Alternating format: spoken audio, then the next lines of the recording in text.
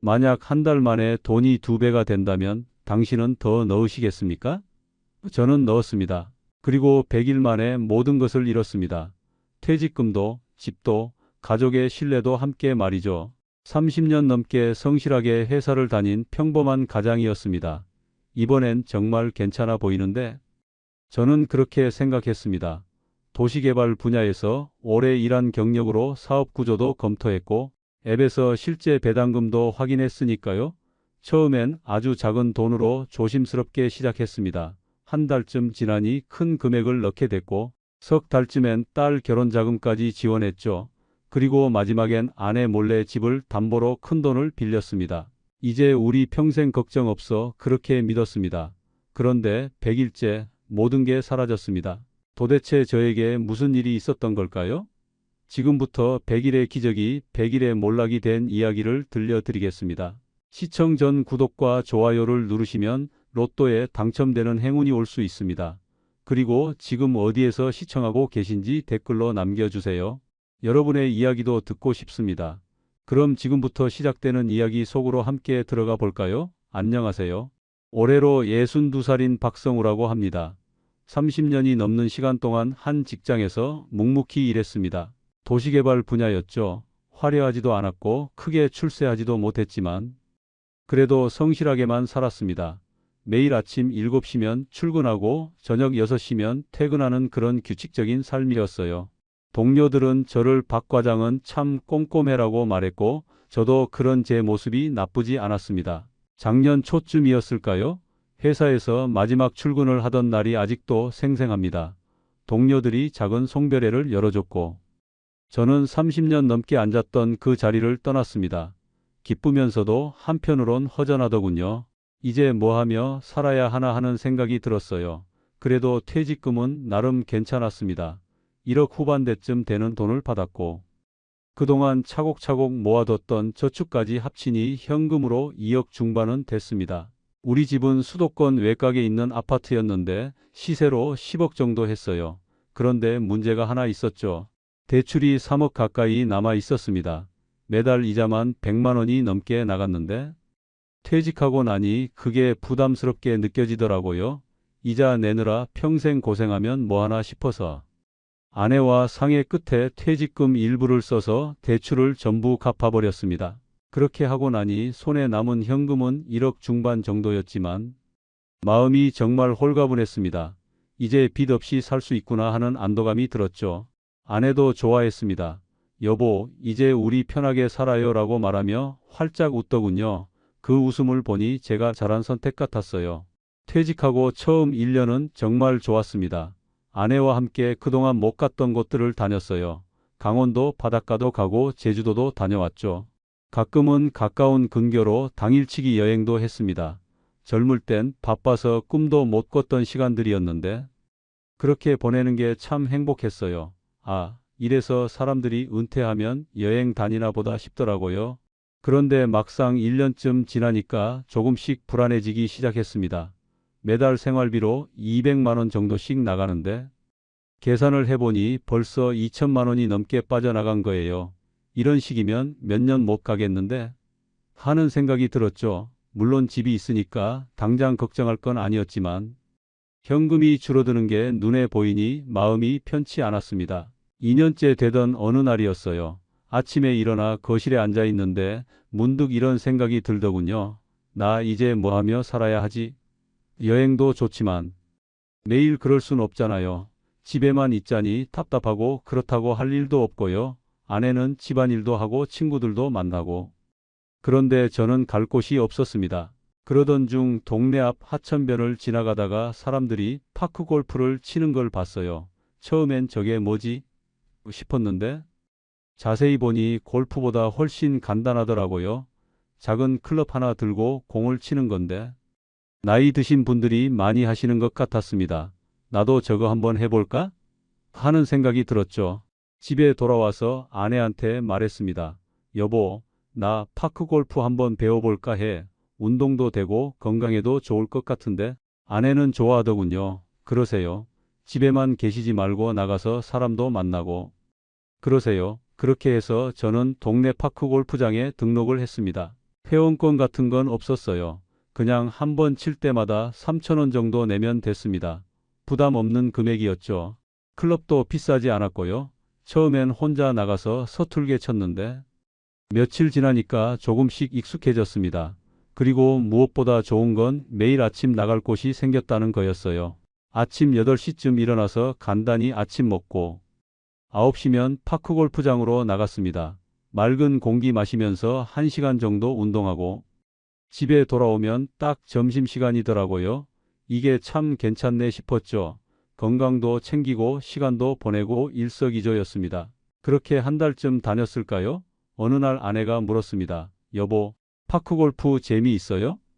저는 웃으며 대답했죠. 응, 생각보다 괜찮아. 나이 들어서 이런 거라도 있으니까 다행이야. 아내도 좋아했습니다. 그럼 됐네요. 건강하게만 지내세요. 그때만 해도 저는 정말 평온했습니다. 빚도 없고 집도 있고 1억이 넘는 현금도 있고 매일 운동도 하고요. 이 정도면 노후 준비 잘한 거 아닌가 하는 생각이 들었어요. 주변 사람들한테 얘기하면 다들 부러워했습니다. 박 선배 부럽네요. 저렇게 여유 있게 사시면 얼마나 좋아. 아내와 저녁을 먹으며 이런 얘기를 나눴던 게 기억납니다. 여보, 우리 이제 편하게 살아요. 큰 욕심 부리지 말고 지금처럼만 살면 되는 거예요. 아내도 고개를 끄덕였죠. 그래요. 당신, 우리 아무 걱정 없이 행복하게 살아요. 그날 밤 잠자리에 들면서 저는 참 행복했습니다. 30년 넘게 성실하게 산 보람이 있네 싶었어요.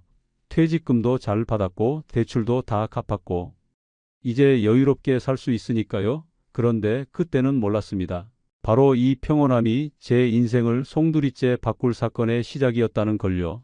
파크골프를 시작한 지 한 달쯤 지났을 때였습니다. 그날도 평소처럼 아침 9시에 골프장에 나갔는데 어떤 분이 제 옆에서 공을 치고 계시더라고요. 저보다 조금 젊어 보이는 분이었는데 인상이 참 좋았어요. 조용하고 차분한 느낌이었죠. 몇 번 서로 눈이 마주치다가 그분이 먼저 말을 걸었습니다. 형님, 자주 보는 것 같은데 이쪽 동네 사세요? 저는 웃으며 대답했죠. 네, 저기 아파트 단지에 살아요. 퇴직하고 운동 삼아 나오는데 여기 참 좋네요. 그분도 반갑게 웃으며 말했습니다. 저도요. 저는 최봉섭이라고 합니다. 형님, 그렇게 우리는 자연스럽게 인사를 나눴고 그날부터 자주 마주치게 됐습니다. 신기하게도 우리 둘 다 비슷한 시간에 나오더라고요. 아침 9시쯤이면 어김없이 골프장에서 만났죠. 처음엔 간단히 인사만 나누다가 점점 말이 늘어났습니다. 형님은 어디서 일하셨어요? 봉섭이가 물었을 때 저는 대답했죠. 공기업에서 30년 넘게 일했어. 도시개발 쪽이었지. 그러자 봉섭이 눈이 반짝이더니 말했습니다. 저도 공기업 출신이에요. 형님, 저도 25년 일하다가 명퇴했거든요. 그 말을 듣는 순간 왠지 모르게 친근감이 들었습니다. 오, 그래? 그럼 우리 처지가 비슷하네. 봉섭이도 웃으며 고개를 끄덕였죠. 그러게요. 형님, 퇴직하고 나니까 할 일이 없어서 저도 여기 나오게 됐어요. 우리는 그렇게 동질감을 느꼈습니다. 일주일쯤 지났을까요? 운동을 마치고 나오는데 봉섭이가 말했어요. 형님, 시간 되시면 저기 포장마차에서 맥주 한잔 할까요? 제가 살게요. 저는 잠깐 망설였지만 거절할 이유도 없었습니다. 그래, 좋지. 골프장 바로 앞에 작은 포장마차가 하나 있었어요. 아침부터 술을 파는 건 아니고 점심때부터 여는 곳이었는데 우리는 그곳에 앉았습니다. 봉섭이가 생맥주 2잔을 시키더니 말했죠. 형님, 건강하시게 오래오래 사세요. 우리는 잔을 부딪혔습니다. 맥주를 마시며 이런저런 얘기를 가족 얘기, 직장 생활 얘기, 퇴직 후 생활 얘기 같은 것들이었죠. 봉섭이는 말을 참 잘했습니다. 형님, 저도 처음엔 퇴직하고 나니까 할 일이 없어서 답답했어요. 그런데 요즘은 괜찮아졌어요. 저는 물었죠. 뭐 특별히 하는 게 있어? 봉섭이가 잠깐 망설이다가 말했습니다. 형님, 저 사실 요즘 재테크를 좀 하고 있어요. 제가 반응을 보이자 그는 계속 말을 이었죠. 아니, 그게 뭐 대단한 건 아니고요. 그냥 퇴직금 묵혀두면 아깝잖아요. 인플레이션에 돈 가치 떨어지고 그러니까. 저는 고개를 끄덕였습니다. 사실 저도 그런 생각을 안 해본 건 아니었거든요. 맞아, 은행 이자가 얼마나 되겠어. 요즘 같은 세상에 봉섭이가 제 말에 동의하며 말했죠. 그렇죠. 형님, 그래서 저는 좀 다른 방법을 쓰고 있어요. 그날은 거기까지였습니다. 봉섭이는 더 이상 자세한 얘기는 하지 않았고, 저도 굳이 묻지 않았어요. 우리는 맥주 한 잔씩 더 마시고 헤어졌죠.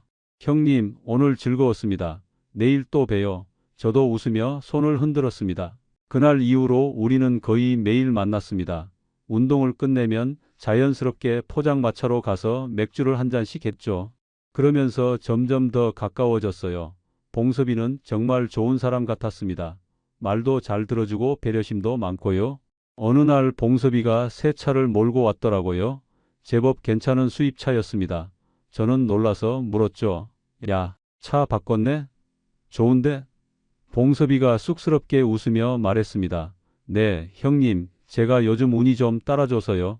저는 그 말이 궁금했지만 괜히 돈 얘기를 꺼내는 게 실례일 것 같아서 그냥 넘어갔어요. 또 며칠 후에는 봉섭이가 동남아 여행을 다녀왔더군요. 형님, 저 베트남 다녀왔어요. 거기 정말 좋더라고요. 저는 속으로 생각했습니다. 이 친구 여유가 있네. 명퇴했다고 했는데 꽤 잘 사나 보다. 한 달쯤 더 지났을 때였습니다. 우리는 이제 완전히 친한 사이가 됐어요. 서로 형님 동생하며 편하게 지냈죠. 그날도 맥주를 마시고 있는데 봉섭이가 조심스럽게 말을 꺼냈습니다. 형님, 제가 하나 여쭤봐도 될까요? 그래, 뭔데? 제가 대답하자 봉섭이가 말했죠. 형님, 퇴직금 어떻게 관리하세요? 그냥 은행에 넣어두세요? 저는 솔직하게 대답했습니다. 응, 일부는 대출 갚는 데 쓰고 나머지는 예금에 넣어뒀지 뭐. 봉섭이가 고개를 끄덕이더니 말했어요. 형님, 그럼 매달 이자 수입이 얼마나 돼요? 저는 계산을 해봤죠. 글쎄, 한 3% 정도 받으니까 한 달에 40만 원? 그 정도 되려나? 봉섭이가 안타까운 표정을 지었습니다. 형님, 그건 너무 적은 거 아니에요? 저는 웃으며 말했죠. 뭐, 안전하잖아. 원금은 보장되니까. 그러자 봉섭이가 진지하게 말했습니다. 형님, 요즘 세상에 3%로는 인플레이션도 못 따라가요? 실질적으로는 손해보는 거예요. 그 말이 묘하게 제 마음에 걸렸습니다. 사실 저도 알고 있었거든요. 물가는 계속 오르는데 이자 수입은 고작 그 정도니까요. 그래도 뭐 안전한 게 최고지. 제가 그렇게 말하자 봉섭이가 웃었습니다. 물론이죠. 형님, 안전이 제일 중요하죠. 그날은 거기서 대화가 끝났어요. 하지만 집에 돌아와서도 봉섭이 말이 계속 맴돌았습니다. 인플레이션도 못 따라간다. 그 말이 자꾸 생각났죠. 아내한테 물었어요. 여보, 우리 예금 이자로 한 달에 40만 원 정도 받는데 이게 적은 건가? 아내는 별로 관심 없다는 듯이 말했습니다. 글쎄요, 그래도 안전하잖아요. 괜히 위험한데 투자하다가 손해보는 것보다 나은 거 아니에요? 아내 말이 맞았어요. 저도 그렇게 생각했고요. 하지만 왠지 모르게 찝찝한 기분이 들었습니다. 그 다음 날도 봉섭이를 만났습니다. 우리는 여전히 운동을 하고 맥주를 마셨죠. 그런데 그날 봉섭이가 스마트폰을 꺼내더니 제게 보여줬어요. 형님, 이것 좀 보세요. 화면에는 어떤 앱이 떠 있었습니다. 숫자들이 쭉 나열되어 있었죠. 이게 뭔데? 제가 물었습니다. 봉섭이가 설명하기 시작했어요. 형님, 이게 제가 하고 있는 투자예요. 여기 보시면 제가 넣은 금액이 있고 여기 배당금이 매달 들어오는 게 보이시죠?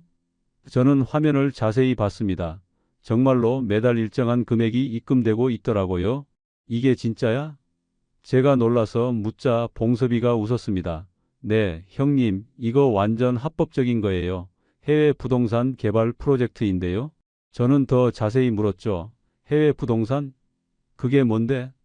봉섭이가 천천히 설명했습니다. 형님, 동남아 쪽에 리조트 개발하는 프로젝트가 있어요. 태국 푸켓이나 베트남 다낭 같은 곳이요. 한국 건설사가 시공을 하는데 자금이 필요하잖아요. 그래서 우리 같은 일반인들한테 선순위 투자를 받는 거예요.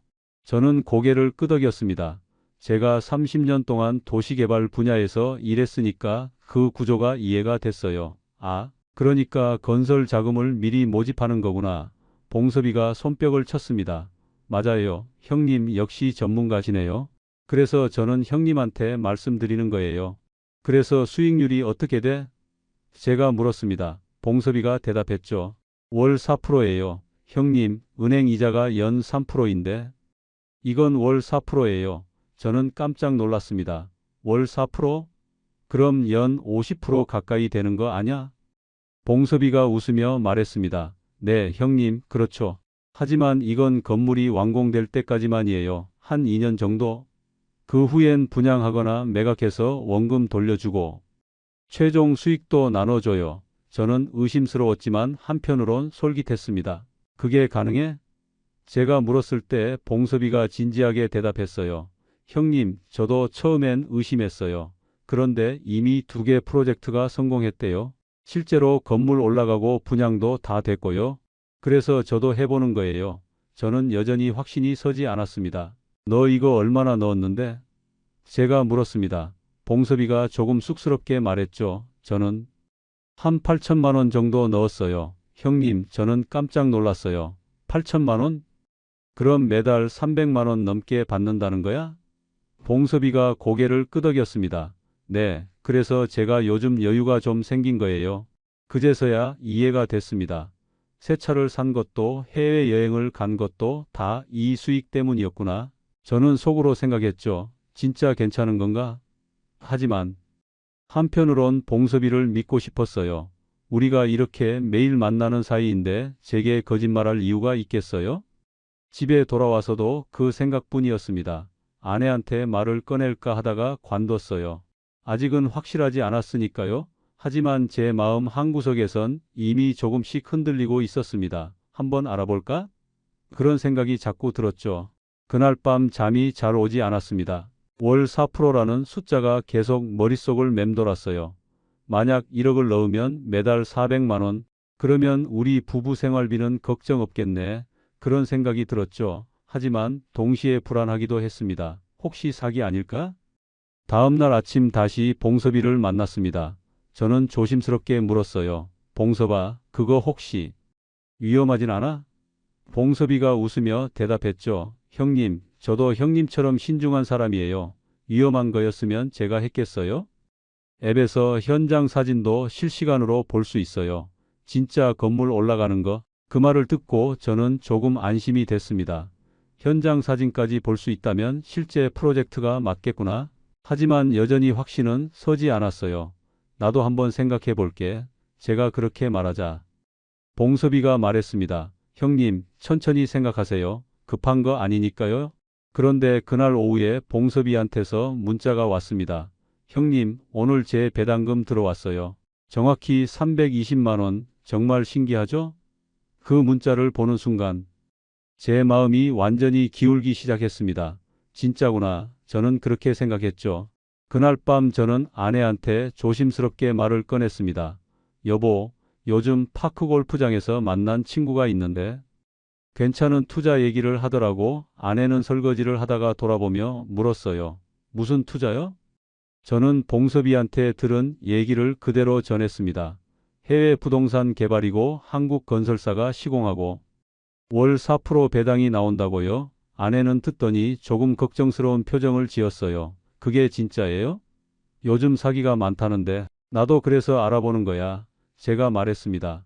일단 아주 작은 돈으로 테스트해 보려고 한 500만 원 정도만. 아내는 잠깐 생각하더니 말했죠. 글쎄요, 당신이 알아서 하세요. 근데 조심하세요. 다음 날 봉섭이를 만나서 말했습니다. 봉섭아, 나도 한번 해볼까 하는데. 어떻게 하는 거야? 봉섭이가 반가워하며 말했어요. 형님, 좋은 결정하셨어요. 일단 앱부터 깔아야 해요. 그는 제 휴대폰에 앱을 설치해주고 회원가입을 도와줬습니다. 앱 화면은 꽤 깔끔했어요. 마치 은행 앱처럼 보였죠. 여러 프로젝트들이 나열되어 있었고 각 프로젝트마다 현장 사진이 올라와 있었습니다. 이게 지금 진행 중인 푸켓 프로젝트예요. 봉섭이가 화면을 가리키며 설명했죠. 여기 보시면 공사 현장 사진도 있고 진행률도 나와 있어요. 저는 사진들을 자세히 봤습니다. 정말로 건설 현장 같더라고요. 중장비도 보이고 인부들도 일하고 있고요. 이거 진짜 현장 사진 맞아? 제가 물었을 때 봉섭이가 확신에 찬 목소리로 대답했습니다. 네, 형님, 매주 업데이트 돼요. 제가 한 달 넘게 지켜봤는데 진짜 공사 진행되고 있어요. 그럼 투자는 어떻게 해? 제가 물었습니다. 봉섭이가 화면을 넘기며 설명했어요. 여기 투자하기 버튼 누르시고 금액 입력하시면 돼요. 계좌번호 나오면 거기로 송금하시면 되고요. 생각보다 간단했습니다. 저는 일단 500만 원만 넣기로 했어요. 너무 적은 거 아니에요, 형님? 봉섭이가 말했지만 저는 고개를 저었습니다. 아니야, 처음이니까 조심스럽게 가는 거지. 봉섭이도 이해한다는 듯 고개를 끄덕였죠. 그날 오후 은행에 가서 송금을 했습니다. 손이 조금 떨리더라고요. 500만 원이면 적은 돈은 아니니까요. 하지만 테스트 삼아 해보는 거니까 괜찮다고 스스로를 달랬습니다. 송금을 마치고 앱을 확인하니 입금 확인 중이라고 떴어요. 1시간쯤 지나니 투자 완료로 바뀌었습니다. 제 투자 내역에 500만 원이 표시되더라고요. 이제 2주 후에 배당이 나온다고 했지. 저는 그렇게 생각하며 집으로 돌아왔습니다. 아내한테 말했죠. 여보, 500만 원 넣어봤어. 2주 후에 배당 나온다고 하니까 그때 봐야겠어. 아내는 걱정스러운 표정이었지만 더 이상 말하지 않았습니다. 그래요. 조심하세요. 그 다음 2주가 정말 길게 느껴졌어요. 매일 앱을 열어서 확인했죠. 배당일이 언제인지 몇 번이나 확인했습니다. 봉섭이한테도 물어봤어요. 정확히 2주 후에 들어와? 봉섭이가 웃으며 대답했습니다. 네, 형님, 정확해요. 저도 매번 그날 들어와요. 드디어 배당일이 됐습니다. 아침에 일어나자마자 통장을 확인했어요. 아직 들어오지 않았더라고요. 오전에 들어온다고 했나? 오후에 들어온다고 했나? 조바심이 났습니다. 점심을 먹고도 계속 확인했죠. 그러다가 오후 2시쯤이었을까요? 통장에 입금 알림이 떴습니다. 하늘 인베스트먼트 20만 원 입금. 저는 눈을 의심했어요. 진짜 들어왔다. 정확히 20만 원, 500만 원의 4%였습니다. 손이 떨렸습니다. 기쁘다기보다는 놀라웠어요. 와, 진짜구나. 바로 봉섭이한테 전화를 걸었죠. 봉섭아, 들어왔어. 정말 들어왔어. 봉섭이도 기뻐하는 목소리로 말했습니다. 그러게요. 형님, 제가 말씀드렸잖아요. 정확하다고. 아내한테 보여줬어요. 여보, 봐. 20만 원 들어왔어. 아내도 놀란 표정이었습니다. 어머, 진짜네요. 하지만 여전히 조심스러운 표정이었죠. 그래도 조심하세요. 계속 이렇게 나올지는 모르는 거잖아요. 아내 말도 맞았어요. 하지만 저는 이미 조금씩 확신이 생기고 있었습니다. 이게 진짜 괜찮은 거구나. 그날 밤 잠자리에 들면서 생각했죠. 다음 배당 때까지 지켜보고 또 들어오면 조금 더 넣어볼까? 2주가 또 지났습니다.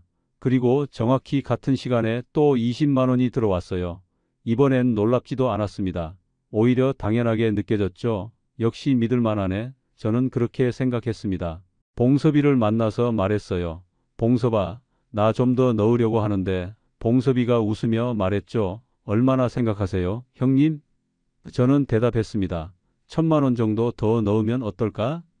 그럼 총 1,500이 되니까 배당이 60만 원 나오겠네. 봉섭이가 고개를 끄덕였습니다. 좋죠, 형님. 근데 제 생각엔 형님 같으신 분은 더 넣으셔도 될 것 같은데요. 저는 웃으며 손사래를 쳤어요. 아니야, 천천히 가는 거야. 아직은 확신이 안 서서. 그렇게 1,000만 원을 추가로 넣었습니다. 총 투자금이 1,500만 원이 됐죠. 2주 후 60만 원이 정확히 들어왔어요. 이제는 완전히 믿게 됐습니다. 이건 진짜야. 저는 확신했죠. 아내한테 말했습니다. 여보, 이거 진짜 괜찮은 것 같아. 벌써 세 번째인데 정확하게 들어와. 아내도 이제는 조금 안심하는 표정이었어요. 그래요? 그럼 다행이네요. 그날 밤 저는 계산을 해봤습니다. 만약 1억을 넣으면 매달 400만 원, 우리 부부 생활비로 딱 좋겠네. 2억을 넣으면 800만 원, 그러면 여유롭게 살 수 있겠어. 그런 생각들이 자꾸 들었습니다. 다음 날 봉섭이한테 물었어요. 봉섭아, 한 번에 큰 금액도 넣을 수 있어? 봉섭이가 대답했죠. 당연하죠. 형님, 사실 큰 금액일수록 좋아요. VIP 혜택도 있고요. VIP 혜택? 제가 물었습니다. 네, 1억 이상 투자하면 VIP 등급이 되는데 그러면 배당률이 조금 더 올라가요. 월 4.5%요. 봉섭이의 말에 제 마음이 또 흔들렸습니다. 4.5%면 1억에 450만 원, 더 좋잖아. 하지만 1억은 너무 큰 금액이었어요. 저는 신중하게 생각했습니다. 아직은 좀 더 지켜보자. 그렇게 결심하고 일단은 현재 금액을 유지하기로 했죠. 하지만 제 마음속에선 이미 탐욕이 싹트고 있었습니다. 그걸 저는 몰랐어요. 1,500만 원을 넣고 한 달쯤 지났을 때였습니다. 매번 정확하게 배당이 들어왔고 저는 이제 완전히 이 시스템을 믿게 됐어요. 어느 날 봉섭이가 말했습니다. 형님, 요즘 동호회 형님들도 많이 하고 계세요? 동호회 형님들도? 제가 놀라서 물었습니다.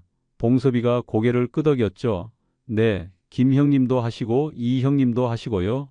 다들 만족하고 계세요. 그 말을 듣고 저는 더욱 안심이 됐습니다. 나만 하는 게 아니구나. 다른 분들도 하시는구나. 실제로 파크골프장에서 다른 분들과 얘기하다 보니 정말로 이 투자를 하고 계신 분들이 있더라고요. 형님도 하세요? 한 분이 물었을 때 저는 고개를 끄덕였습니다. 네, 저도 조금 하고 있어요. 나는 5천 넣었는데 매달 200 나와서 좋아. 그분이 말했습니다. 저는 깜짝 놀랐어요. 5천만 원이라니? 저보다 훨씬 많은 금액이었죠. 형님, 많이 넣으셨네요. 제가 말하자 그분이 웃었습니다. 뭐 어차피 묵혀둘 돈이었어. 이렇게라도 쓰는 게 낫지. 집에 돌아와서 생각했습니다. 다들 큰 돈을 넣고 계시네. 나만 너무 소극적인 건가? 그런 생각이 들었어요. 1,500만 원으로는 한 달에 60만 원밖에 안 나오는데 생활비로는 부족했습니다. 그때 딸 지민이한테서 연락이 왔어요. 아빠, 나 다음 달에 예식장 계약하는데 계약금이 좀 부족해. 저는 물었죠. 얼마나 필요한데? 지민이가 조심스럽게 말했습니다. 1,000만 원 정도만 도와주실 수 있어요? 저는 주저하지 않았습니다. 그래, 아빠가 보내줄게. 딸 결혼인데 당연히 도와줘야죠. 하지만 동시에 이런 생각이 들었어요. 이참에 신혼집 전세금도 도와줘야 하는데 돈이 필요하겠네. 그날 밤 아내와 상의했습니다. 여보, 지민이 결혼 준비하는데 우리가 좀 많이 도와줘야 할 것 같아. 아내도 동의했죠. 그럼요, 당연하죠. 우리 딸인데. 저는 계산을 해봤어요. 예식장에 신혼집까지 하면 최소 1억은 필요했습니다. 그럼 예금에서 1억 빼서 지민이 주자. 제가 말하자 아내가 고개를 끄덕였습니다. 그래요. 우리 딸 결혼인데 그렇게 해서 1억을 빼냈죠. 지민이한테 송금을 하고 나니 남은 현금이 한 5천만 원 정도였습니다. 그때 문득 이런 생각이 들었어요. 이 돈을 그냥 두는 것보다 투자하면 어떨까? 만약 5천을 넣으면 매달 200만 원이 나오잖아. 그럼 우리 생활비는 충분하고요. 하지만 한편으론 조심스럽기도 했습니다. 너무 많은 금액이니까요. 다음 날 봉섭이한테 물었어요. 봉섭아, 5천만 원 정도 추가로 넣으려고 하는데 괜찮겠지? 봉섭이가 눈이 반짝이며 말했습니다. 형님, 좋은 결정이세요. 그럼 총 6,500이 되니까 VIP 등급 거의 다 된 거예요. 조금만 더 넣으시면 1억 되는데 1억까지는 좀. 제가 망설이자 봉섭이가 말했죠. 형님, 솔직히 말씀드리면요. VIP 되시는 게 훨씬 유리해요. 배당률도 올라가고 나중에 최종 수익 배분할 때도 우선권이 있거든요. 그 말에 제 마음이 흔들렸습니다. 집에 돌아와서 또 계산을 해봤어요. 만약 1억을 넣으면 월 4.5%니까 450만 원. 우리 부부 생활비로 딱 좋겠네. 그리고 원금은 그대로 있으니까 나중에 필요하면 빼면 되고 이거 괜찮은 것 같은데? 저는 점점 확신이 들었습니다. 하지만 1억은 정말 큰 돈이었어요. 저는 아내한테 말을 꺼냈습니다. 여보, 나 그 투자에 좀 더 넣을까 해. 아내가 물었죠. 얼마나요? 1억 정도. 제가 대답하자 아내 얼굴이 굳었습니다. 여보, 그건 너무 많은 거 아니에요? 아내가 걱정스럽게 말했습니다. 저는 설득하기 시작했죠. 여보, 지금까지 석 달 동안 한 번도 안 빠지고 들어왔잖아. 그리고 다른 분들도 다 하고 계셔. 나만 소극적으로 하는 게 오히려 이상한 거야. 아내는 여전히 불안한 표정이었어요. 그래도 1억은 너무 큰 돈이잖아요. 저는 조금 짜증이 났습니다. 당신은 왜 자꾸 의심만 해? 내가 30년 넘게 도시개발 쪽 일했는데 이 정도 구조는 내가 더 잘 알아. 이건 진짜 괜찮은 거라고. 아내는 더 이상 말하지 않았습니다. 하지만 표정이 좋지 않았죠. 저는 그냥 밀어붙였어요. 내가 알아서 할게. 걱정하지 마. 그렇게 말하고는 다음 날 바로 4,500만 원을 추가로 넣었습니다. 총 투자금이 1억을 넘어섰죠. 앱에서 제 등급이 VIP로 바뀌었습니다. 봉섭이가 축하한다고 연락을 해왔어요. 형님, 축하드려요. 이제 매달 450만 원 이상 나올 거예요. 저는 기분이 좋았습니다. 잘한 결정이야. 그렇게 생각했죠. 2주 후 첫 배당이 들어왔습니다.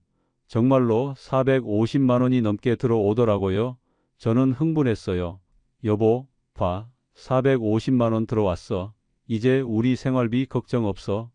아내도 놀란 표정이었지만 여전히 불안해 보였습니다. 그 다음 달에도 똑같이 들어왔어요. 이제는 완전히 확신이 섰습니다. 이건 진짜 대박이야. 저는 매일 기분이 좋았죠.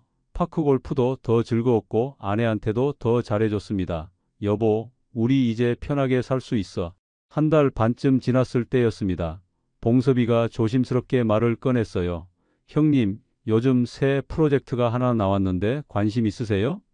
저는 물었죠. 새 프로젝트? 뭔데? 필리핀 마닐라 쪽 오피스텔 개발 프로젝트인데요. 이번엔 배당률이 월 5%예요. 봉섭이의 말에 제 귀가 솔깃했습니다. 5%라니? 지금보다 높잖아. 진짜? 왜 더 높아? 제가 물었습니다. 초기 투자자 모집이라서요.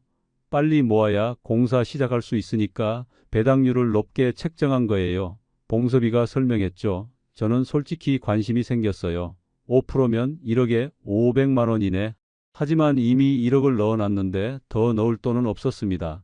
저는 고민했죠. 어떻게 하지? 그때 문득 이런 생각이 들었어요. 대출을 받으면 되지 않을까? 그날 밤 집에서 혼자 계산을 해봤습니다. 우리 집이 시세로 10억인데 무빚이니까 담보대출을 받을 수 있어. LTV 70%면 7억까지 가능하고 만약 2억만 빌리면 월 5%로 1,000만 원이 나오잖아. 대출 이자가 연 5%라고 해도 한 달에 100만 원도 안 되니까 차익이 900만 원이네. 이건 완전 대박인데. 하지만 아내한테 말하면 절대 반대할 게 뻔했습니다. 몰래 받아야 하나? 그런 생각이 들었죠. 하지만 한편으론 죄책감도 들었어요. 아내 몰래 대출을 받는다는 게 옳은 일은 아니니까요. 며칠을 고민했습니다. 하지만 결국 탐욕이 이겼어요. 지금이 기회야. 나중에 크게 벌어서 아내한테 깜짝 선물하면 되지. 저는 그렇게 합리화했습니다. 다음 날 은행에 갔어요. 대출 상담을 받았죠. 집 담보로 2억 대출 가능합니까? 은행 직원이 말했습니다. 가능하십니다. 금리는 연 5.5%입니다. 저는 고개를 끄덕였어요. 그래도 차익이 700만 원이니까 괜찮아. 서류를 작성하고 대출이 실행됐습니다. 2억이 제 통장에 들어왔을 때 손이 떨렸어요. 기쁨과 불안이 동시에 밀려왔죠. 이제 진짜 대박 나는 거야. 저는 그렇게 생각했습니다. 바로 그 돈을 새 프로젝트에 넣었어요. 총 투자금이 3억이 넘어갔습니다. 앱에서 제 등급이 VVIP로 바뀌었죠. 봉섭이한테서 연락이 왔습니다. 형님, 대단하세요. VVIP는 전체 투자자 중 상위 1%예요. 저는 우쭐했습니다. 역시 내가 잘한 거야. 그날 밤 아내한테 말했어요. 여보, 나 요즘 투자 잘 돼서 수익이 많이 나와. 아내가 물었죠. 얼마나요? 한 달에 1,000만 원 넘게 나올 거야. 제가 자랑스럽게 말했습니다. 아내 얼굴이 굳었어요. 여보, 얼마나 넣은 거예요? 저는 얼버무렸습니다. 좀 넣긴 했지. 근데 걱정하지 마. 배당 잘 나오고 있으니까. 아내는 더 묻지 않았지만 표정이 어두웠습니다. 그날 밤부터 아내와의 사이가 조금씩 멀어지기 시작했어요. 아내는 제게 말을 별로 하지 않았고 저도 아내를 피했습니다. 대출 받은 걸 들키고 싶지 않았거든요. 하지만 저는 매일 앱을 확인하며 행복했습니다.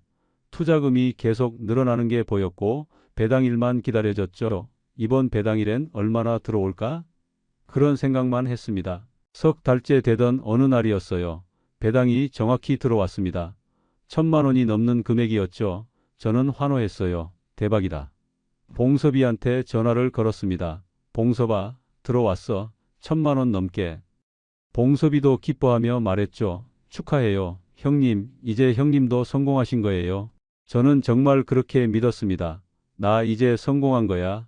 100일의 기적이 일어난 거야. 하지만 그게 바로 100일의 몰락이 시작되는 순간이었다는 걸 저는 몰랐습니다. 대출을 받고 한 달쯤 지났을 때였습니다. 처음엔 모든 게 완벽해 보였어요.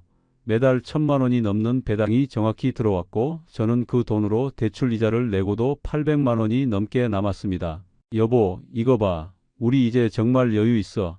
저는 통장을 보여주며 말했죠. 아내는 여전히 불안한 표정이었지만 돈이 들어오는 걸 보니 조금은 안심하는 것 같았어요. 그래도 조심하세요. 아내는 그렇게만 말했습니다. 어느 날 봉섭이가 말했습니다. 형님, 요즘 투자자들 사이에서 난리예요. 무슨 난리? 제가 물었죠. 봉섭이가 설명했어요. 푸켓 프로젝트가 예상보다 빨리 완공될 것 같대요. 그러면 조기 청산 보너스가 나온다고 하거든요. 조기 청산 보너스? 저는 귀가 솔깃했습니다. 그게 뭔데? 봉섭이가 흥분한 목소리로 말했죠. 원금의 30%를 추가로 준대요. 그러니까 1억 넣은 사람은 3천만 원을 더 받는 거예요. 저는 계산을 시작했습니다. 내가 지금 3억이 넘게 넣었으니까 9천만 원이 추가로 나온다는 거네. 그럼 총 수익이 말도 안 되게 큰 금액이었죠. 진짜야? 제가 물었을 때 봉섭이가 확신에 찬 목소리로 대답했습니다. 네, 형님, 앱 공지 보세요. 집에 돌아와서 앱을 확인했어요. 정말로 공지가 떠 있었습니다. 푸켓 리조트 프로젝트 조기 완공 예정, 투자자 여러분께 30% 보너스 지급 예정. 저는 흥분했죠. 대박이다. 진짜 대박이야. 그런데 공지 아래에 이런 문구가 단, 추가 투자자의 한해 보너스 지급, 지금 투자하시면 기존 투자금에도 소급 적용. 저는 그 문구를 여러 번 읽었습니다. 추가 투자를 해야 보너스를 받는다는 거네. 얼마를 더 넣어야 하지? 저는 고민했습니다. 그때 봉섭이한테서 문자가 왔어요. 형님, 최소 5천만 원 이상 추가해야 한대요. 저는 방금 5천 추가했어요. 5천만 원. 저는 한숨을 쉬었습니다. 그런 돈이 어디 있어? 그날 밤 잠을 이룰 수 없었습니다. 계속 계산만 했죠. 만약 5천을 더 넣으면 기존 3억까지 합쳐서 총 3억 5천에 대한 30% 보너스를 받는 거니까 1억이 넘는 돈이야. 1억이면 빚도 다 갚고 딸도 더 도와주고 남아. 이런 기회를 놓치면 안 되는데. 하지만 5천만 원을 어디서 구하지? 저는 밤새 고민했습니다. 예금은 이미 다 빼서 투자에 넣었고 남은 건 집밖에 없었어요. 대출을 더 받아야 하나? 그런 생각이 들었죠. 다음 날 아침 은행에 전화를 걸었습니다. 지금 2억 대출 받은 상태인데 추가로 더 받을 수 있나요? 은행 직원이 대답했죠. 한도 확인해 보겠습니다. 잠시 후 연락이 왔어요. 최대 1억까지 추가 가능하십니다. 1억 5천만 원보다 많네. 그럼 1억을 받을까? 저는 진지하게 고민했습니다. 하지만 한편으론 불안하기도 했어요. 총 대출이 3억이 되면 이자만 월 150만 원이 넘는데 그래도 배당이 더 많이 나오니까 괜찮겠지. 저는 결정했습니다. 하자. 지금이 마지막 기회야. 은행에 가서 추가 대출 서류를 작성했죠. 직원이 물었어요. 용도가 어떻게 되세요? 저는 얼버무렸습니다. 생활자금이요. 직원은 더 묻지 않았습니다. 대출이 실행됐고 1억이 통장에 들어왔습니다. 손이 떨렸어요. 이제 진짜 돌이킬 수 없는 강을 건너는 느낌이었죠. 하지만 저는 그 돈을 바로 앱으로 송금했습니다. 더 이상 망설이고 싶지 않았어요. 총 투자금이 4억이 넘어갔습니다. 앱에서 제 등급이 다이아몬드로 바뀌었어요. 봉섭이한테서 축하 전화가 왔죠. 형님, 대단하세요. 다이아몬드 등급은 거의 없어요. 저는 뿌듯했습니다. 잘한 거야. 하지만 집에 돌아가는 게 두려웠어요. 아내한테 뭐라고 말하지? 저는 고민했죠. 결국 아무 말도 하지 않기로 했습니다. 대출 받은 걸 숨기기로 한 거예요.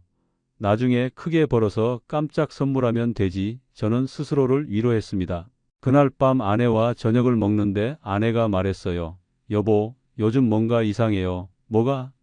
제가 물었죠. 아내가 조심스럽게 말했습니다. 당신 요즘 표정이 안 좋아요. 무슨 일 있어요? 저는 웃으며 손을 저었습니다. 아니야, 아무 일도 없어. 그냥 좀 피곤해서 그래. 아내는 제 얼굴을 빤히 쳐다보더니 말했죠. 진짜 아무 일도 없는 거 맞죠? 저는 고개를 끄덕였어요. 응, 걱정하지 마. 하지만 아내의 눈빛이 불안해 보였습니다. 저를 믿지 못하는 것 같았어요. 저도 죄책감이 들었죠. 하지만 이미 돌이킬 수 없었습니다. 조금만 참자. 보너스 나오면 다 해결돼. 저는 그렇게 생각했습니다. 일주일쯤 지났을 때 아내가 은행 앱을 보다가 저를 불렀어요. 여보, 이거 뭐예요? 제 심장이 철렁 내려앉았습니다. 아내가 대출 내역을 본 거죠. 우리 집에 대출이 3억이나 있어요? 저는 말문이 막혔습니다. 뭐라고 변명해야 할지 몰랐어요. 그게 더듬거리는 저를 보며 아내 얼굴이 창백해졌죠. 여보, 설마 그 투자에 또 넣은 거예요? 저는 대답할 수 없었습니다. 아내가 소리를 질렀어요. 대답해봐요. 집을 담보로 돈을 빌려서 투자했어요? 저는 고개를 숙였습니다. 미안해. 그 말밖에 할 수 없었죠.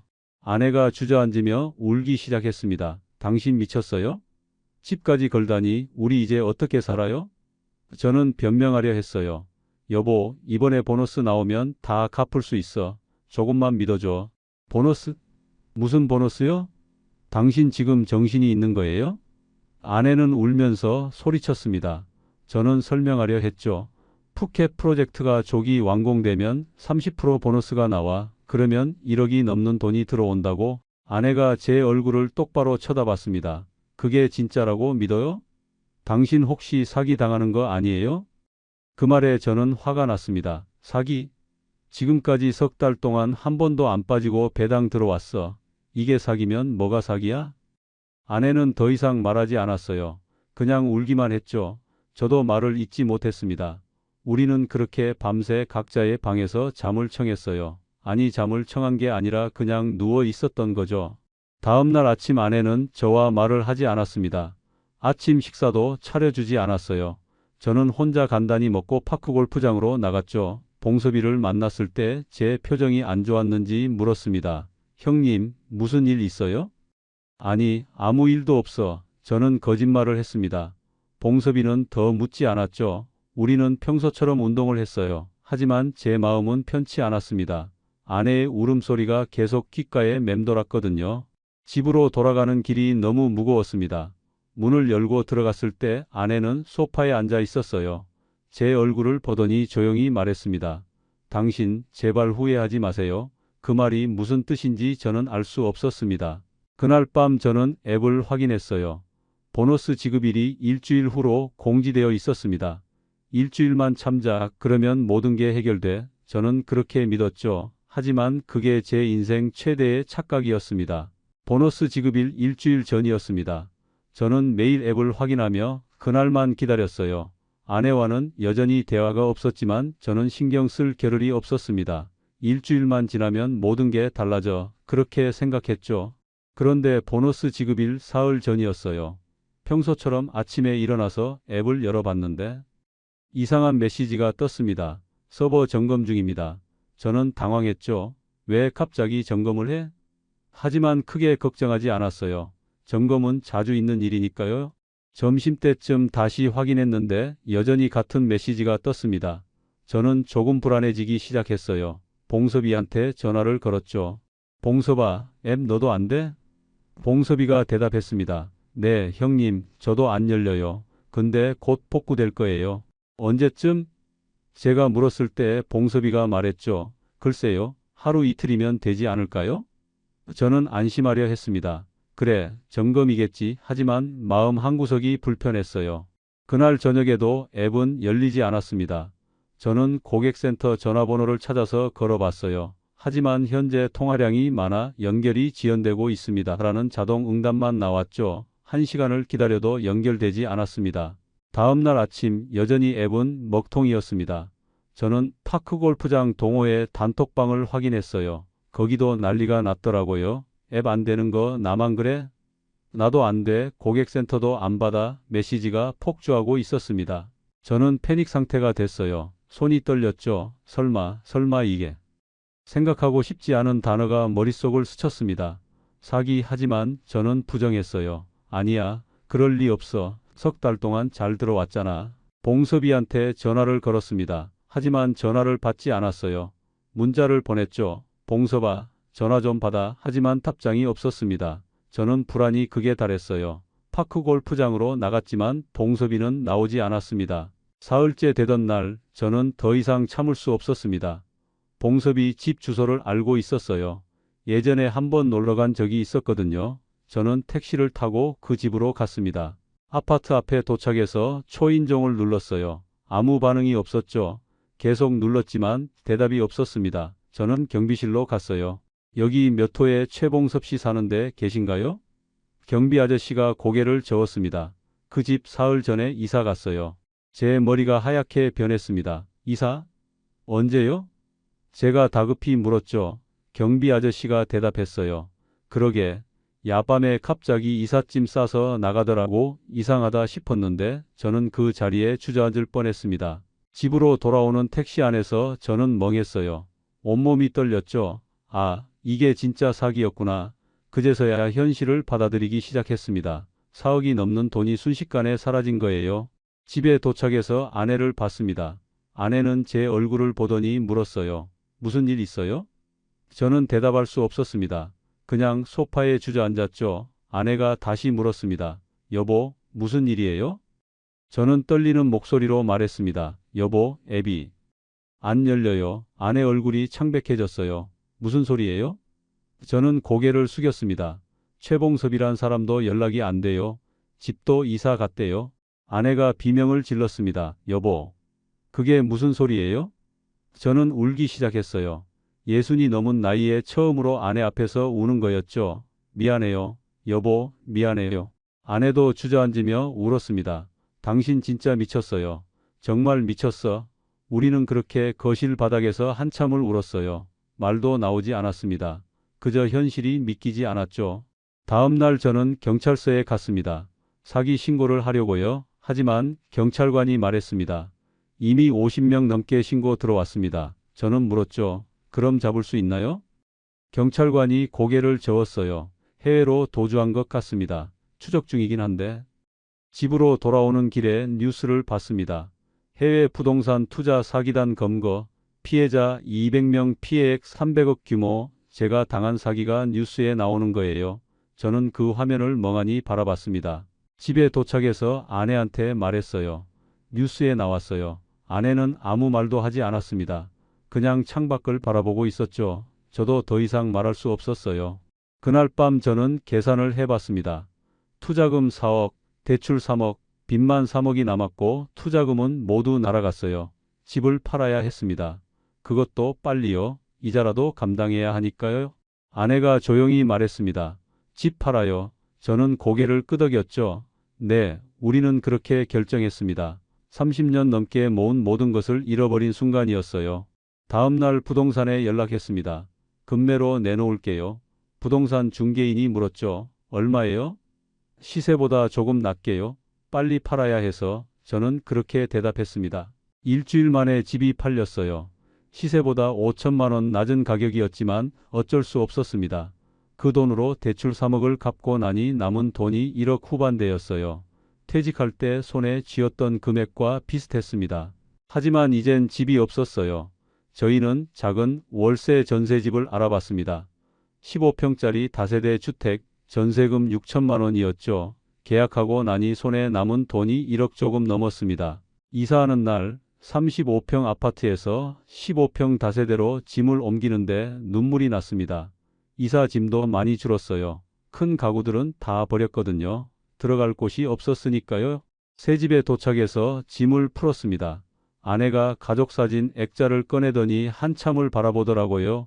먼지가 쌓인 액자 속에는 우리의 행복했던 시절이 담겨 있었죠. 아내가 조용히 말했습니다. 그래도 사진은 버리지 말아요. 그 말에 저는 또 울었습니다. 미안해요. 여보, 정말 미안해요. 아내는 대답하지 않았어요. 그냥 사진을 벽에 걸었죠. 우리는 그렇게 새로운 삶을 시작했습니다. 아니, 시작해야만 했습니다. 그날 밤 침대에 누워 생각했어요. 100일 전만 해도 모든 게 완벽했는데, 퇴직금도 있고 집도 있고 행복했는데, 그런데 100일 만에 모든 걸 잃어버렸습니다. 100일의 기적이 100일의 몰락이 된 거죠. 새 집에서의 첫 아침이었습니다. 일어나자마자 낯선 천장이 보였어요. 순간 여기가 어딘가 싶었죠. 그러다 현실이 밀려왔습니다. 아, 이제 여기가 우리 집이구나. 아내는 이미 일어나서 부엌에서 뭔가를 하고 있었어요. 저는 거실로 나갔습니다. 15평이라는 공간이 너무 좁게 느껴졌죠. 예전 집의 절반도 안 됐으니까요. 아침 드세요. 아내가 식탁에 밥을 차려놨습니다. 하지만 목소리에 온기가 없었어요. 저는 자리에 앉았죠. 우리는 말없이 밥을 먹었습니다. 예전엔 아침 식사하며 이런저런 얘기를 나눴는데 이젠 완전히 달라졌어요. 식사를 마치고 아내가 말했습니다. 저 일 알아봐야겠어요. 저는 놀라서 아내를 봤죠. 일? 아내가 고개를 끄덕였어요. 네, 남은 돈으로는 오래 못 버티잖아요. 저라도 일해야죠. 미안해, 제가 말했습니다. 아내는 대답하지 않았어요. 그냥 설거지를 시작했죠. 저는 더 이상 말을 할 수 없었습니다. 아내 등을 바라보며 죄책감에 눌렸어요. 다음 날 아내는 아는 사람을 통해 일자리를 구했습니다. 요양보호사 일이었어요. 힘들겠는데 제가 걱정스럽게 말했죠. 아내가 쌀쌀하게 대답했습니다. 괜찮아요. 이 나이에 할 수 있는 게 이것밖에 없어요. 저도 일을 구해야 했습니다. 하지만 60이 넘은 나이에 할 수 있는 일이 많지 않았어요. 여기저기 알아봤지만 번번이 거절당했죠. 나이가 좀 경력이 안 맞네요. 그런 말들만 들었습니다. 한 달쯤 지났을 때 간신히 일자리를 구했어요. 파크 골프장 근처 아파트 경비원 자리였습니다. 급여는 한 달에 200만 원 조금 넘었죠. 예전 제 월급의 3분의 1도 안 됐습니다. 첫 출근하는 날 경비복을 입었어요. 거울에 비친 제 모습이 너무 낯설었습니다. 30년 넘게 정장을 입고 출근했는데 이제는 경비복이라니 한숨이 나왔죠. 경비실로 출근했을 때 관리소장이 저를 맞이했습니다. 박성우 씨죠? 새벽 5시부터 오전 10시까지 근무하시면 됩니다. 저는 고개를 끄덕였어요. 네, 알겠습니다. 첫날은 버티기 힘들었습니다. 새벽 5시에 일어나는 것도 힘들었고 경비실에서 CCTV 모니터만 보고 있는 것도 지루했죠. 하지만 가장 힘든 건 따로 있었습니다. 출근 일주일째 되던 날이었어요. 아침에 경비실에 앉아 있는데 익숙한 목소리가 들렸습니다. 안녕하세요. 파크골프 가방을 맨 사람들이 아파트를 나가고 있었어요. 동호회 사람들이었죠. 그중 한 분이 저를 알아봤습니다. 형님? 순간 시간이 멈춘 것 같았어요. 저는 대답할 수 없었습니다. 그분이 놀란 표정으로 물었죠. 형님 여기서 일하세요? 네, 저는 겨우 그 한마디만 했습니다. 그분은 뭐라고 말해야 할지 모르겠다는 표정이었어요. 아, 네, 건강하세요. 그렇게 말하고는 얼른 가버렸죠. 저는 그 뒷모습을 바라보며 고개를 숙였습니다. 그날 이후 매일 아침 같은 상황이 반복됐어요. 예전에 함께 파크 골프를 치던 분들이 제 앞을 지나가며 어색하게 인사했습니다. 안녕하세요. 네, 안녕히 다녀오세요. 저는 최대한 밝게 대답하려 했지만 목소리가 떨렸어요. 가장 힘든 건 그분들이 파크 골프장으로 가는 모습을 보는 거였습니다. 100일 전만 해도 저도 그들과 함께 운동을 하고 맥주를 마셨는데 이제는 경비실에서 그들을 배웅해야 했죠. 한 달쯤 지났을 때 딸 지민이한테서 연락이 왔어요. 아빠, 요즘 괜찮으세요? 저는 힘들게 대답했습니다. 응, 괜찮아. 하지만 목소리가 떨렸죠. 지민이가 물었어요. 아빠, 무슨 일 있어요? 저는 모든 걸 털어놨습니다. 사기 당한 것, 집 판 것, 작은 전세집으로 이사한 것, 경비원으로 일하는 것까지요. 지민이는 한참 동안 말이 없었어요. 그러다 울기 시작했죠. 아빠, 왜 그러셨어요? 왜? 미안하다. 지민아, 저는 그 말밖에 할 수 없었습니다. 지민이가 울면서 말했어요. 아빠가 지원해 주신 결혼자금도 그 돈이었던 거예요? 저는 대답하지 못했습니다. 침묵이 곧 대답이었죠. 아빠, 저 결혼 안 할게요. 지민이가 말했습니다. 저는 깜짝 놀랐어요. 무슨 소리야? 왜? 지민이가 대답했죠. 아빠 때문에 제가 결혼할 수 없어요. 그 돈 때문에. 안 돼. 지민아, 저는 다급히 말했습니다. 너 결혼은 꼭 해야 해. 아빠가 잘못한 건데 내가 왜 희생해? 하지만 지민이는 울면서 전화를 끊었어요. 저는 한참을 멍하니 휴대폰을 들고 있었습니다. 그날 밤 아내한테 말했어요. 지민이가 결혼 안 한대요. 아내도 이미 알고 있었습니다. 지민이가 아내한테도 전화했던 거죠. 아내가 조용히 말했어요. 다 당신 때문이에요. 그 말이 가슴에 박혔습니다. 아내 말이 맞았어요. 다 제 잘못이었죠. 저는 아무 말도 할 수 없었습니다. 그냥 방으로 들어가서 이불을 뒤집어 썼어요. 하지만 잠이 오지 않았습니다. 계속 생각만 났죠. 내가 왜 그랬을까? 왜 그렇게 욕심을 부렸을까? 후회가 밀려왔습니다. 하지만 이미 늦었어요. 돌이킬 수 없었습니다. 다음 날 아침 출근길이었어요. 경비실로 가는데 어떤 할머니가 쓰레기를 버리고 계셨죠. 저를 보더니 말했습니다. 경비 아저씨, 수고하세요. 그 말에 눈물이 날 뻔했어요. 경비 아저씨, 저는 이제 경비 아저씨였습니다. 30년 넘게 회사 다니며 박 과장으로 불렸는데 이제는 경비 아저씨예요. 자존심이 상했지만 어쩔 수 없었죠. 이게 제 현실이었으니까요. 한 달 후 월급을 받았습니다. 통장에 200만 원 조금 넘게 들어왔어요. 아내 월급과 합쳐서 한 달에 350만 원 정도 됐죠. 예전보다 훨씬 적었지만 그래도 살아갈 수는 있었습니다. 어느 날 아내가 저녁을 차리며 말했어요. 이제 우리 이렇게 살아야 해요. 저는 고개를 끄덕였습니다. 네, 아내가 덧붙였죠. 큰 욕심 부리지 말고 그냥 이렇게만 살아요. 그 말이 마음에 와닿았습니다. 맞아. 큰 욕심만 안 부렸어도 이렇게까지 안 됐을 텐데 저는 후회했지만 이제 와서 소용없었어요. 앞으로는 정말 욕심 부리지 말고 살아야겠다고 다짐했습니다. 경비원으로 일한 지 석 달쯤 됐을 때였습니다. 이제는 어느 정도 익숙해졌어요. 새벽 5시에 일어나는 것도 경비실에 앉아 있는 것도요. 하지만 여전히 힘든 건 옛 동호회 사람들을 마주치는 거였습니다. 어느 날 아침이었어요. 경비실 문이 열리며 누군가 들어왔습니다. 고개를 들어보니 동호회에서 가장 친하게 지냈던 분이었죠. 형님, 그분이 조심스럽게 말을 걸었습니다. 네, 안녕하세요. 저는 최대한 밝게 대답했어요. 그분이 말했습니다. 형님, 저희 오늘 파크골프 가는데 같이 안 가실래요? 회원권은 제가. 저는 손사래를 쳤습니다. 아니에요. 괜찮습니다. 형님, 그래도. 그분이 말을 이었지만 저는 고개를 저었죠. 정말 괜찮아요. 이제 저는 운동보다 일이 우선이니까요. 그분은 안타까운 표정으로 저를 봤습니다. 그럼 다음에라도 꼭 같이 가요. 그분이 나가고 혼자 남았을 때 한숨이 나왔어요. 파크골프, 그 운동이 제 인생을 바꿔놓았죠. 만약 파크골프를 시작하지 않았다면 봉섭이를 만나지 않았을 거고 사기도 당하지 않았을 텐데요.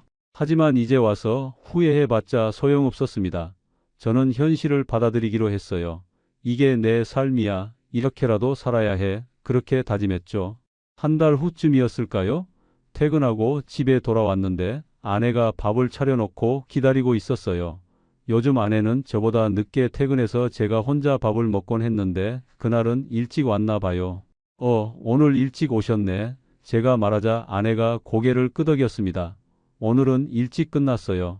우리는 마주 앉아 밥을 먹었어요.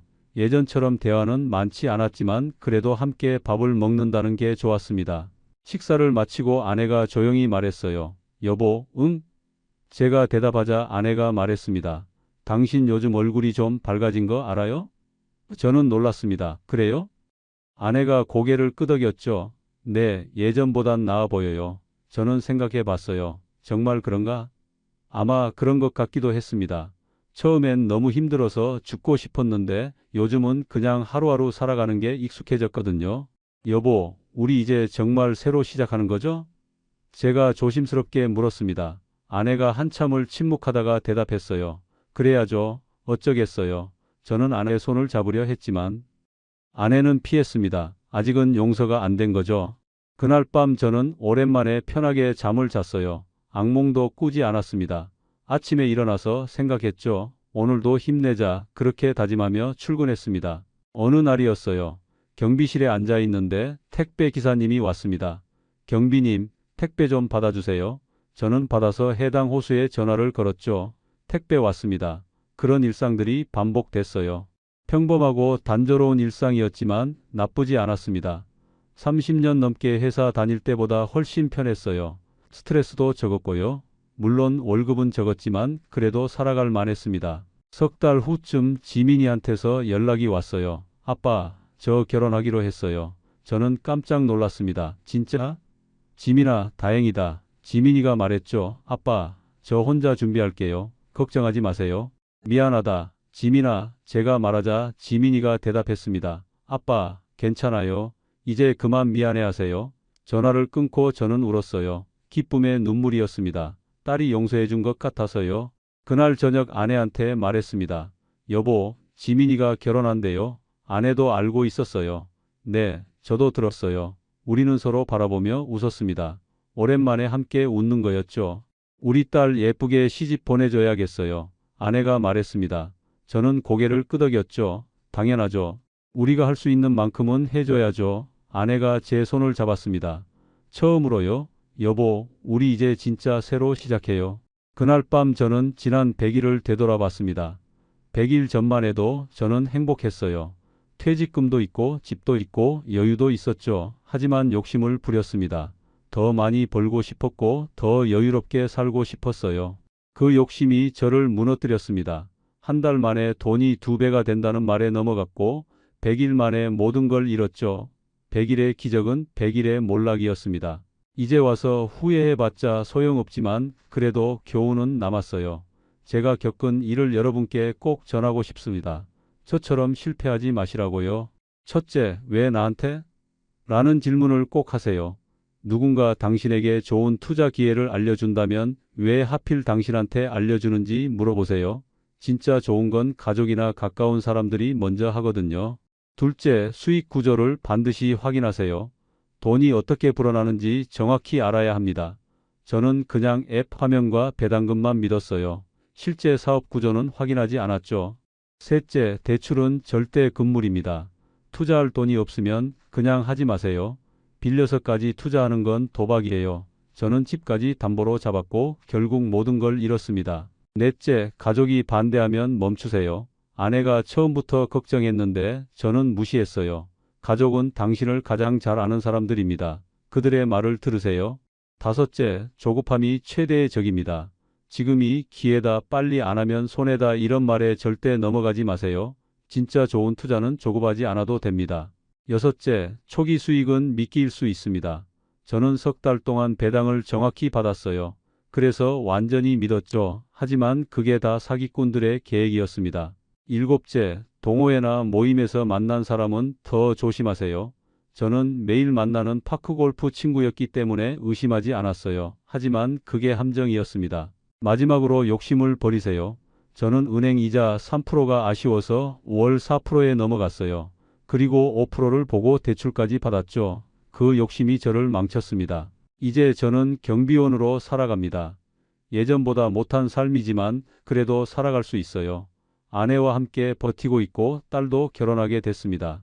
작은 행복이지만 이게 진짜 행복인 것 같아요. 여러분께 꼭 말씀드립니다. 100일의 기적은 없습니다. 한 달 만에 돈이 2배가 되는 일도 없어요. 그런 말에 넘어가면 100일의 몰락만 기다립니다. 제발 저처럼 실패하지 마세요. 지금 당신 곁에 있는 작은 행복, 가족, 집, 안정적인 생활, 그게 가장 소중한 자산입니다. 절대 잊지 마세요. 욕심 부리다가 모든 걸 잃는 순간, 그때는 정말 늦습니다. 저는 오늘도 새벽 5시에 일어나 경비실로 출근합니다.